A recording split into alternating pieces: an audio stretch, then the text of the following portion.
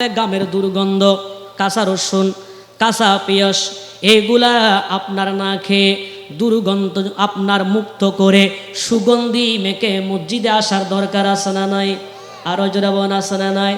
আমার নবী ডাক দিয়ে বলেন, হ্যাঁ আমার উম্মতেরা শোনো, আমরা সমাজের মধ্যে দেখি অমুক বাড়ির নারকেল বিক্রি করবে। কি করবে? নারকেল। মসজিদের ওইদিকে পুকুরে আপনার তালুকদার বাড়ির পুকুরের মাছ, সমাজের জিনিস, পুকুর সমাজের, বলছে যে আজকে পুকুরে মাছ মারবে। মাছ মারার পরে যা মাছ পাইছে আর কি, বলে এগুলো বন্টন করা হবে। ঘোষণা দিচ্ছে কোথায়? মসজিদে। কোথায় দিচ্ছে? এরকম আছে না নাই?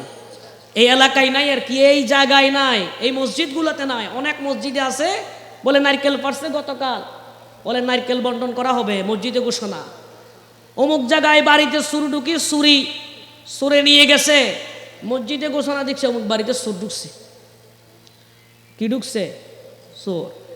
আবার বলছে মসজিদে জিনিসগুলা বিক্রি করবে, আসো তাড়াতাড়ি।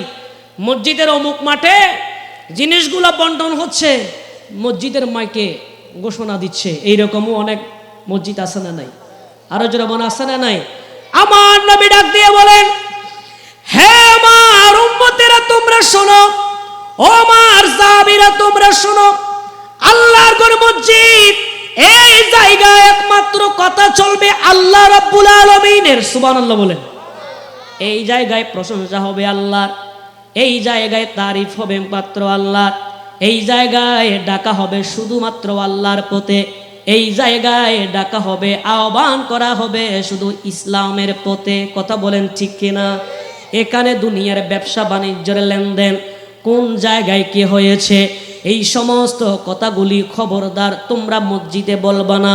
এটা যদি তোমরা বলো মসজিদের আদবের খেলাফ হয়ে যায়, খবরদার উম্মতেরা শোনো, তোমরা মসজিদের মধ্যে ব্যবসা বাণিজ্য নিয়ে আলাপ আলোচনা করো না। জোরে বলেন সুবহান। এরকম আছে না মসজিদ? মসজিদে ঘোষণা দেয় যে আছে না, গরু জবে করলেও ঘোষণা দেয়। কি দেয়? অমুক জায়গায় 500 টাকা করে আপনার, যেটা আমার চোখে দেখা, 500 টাকা করে গরু মাংস বিক্রি হবে, বলো অমুক জায়গায় সবাই চলে যাও তাড়াতাড়ি, গাবলা নিয়া অথবা যার আছে তা নিয়ে চলে যাও। ওখানে 900 টাকা ধরে কেজি মাংস 500 টাকা করে বিক্রি হচ্ছে, মসজিদের মাইকে ঘোষণা দিয়ে দিচ্ছে। কথা বলেন ঠিক কিনা? এটা কখনোই করা যাবে? আরো যারা বলেন না করা যাবে। আল্লাহ আমাদের সকলকে বুঝার তৌফিক দান করুক।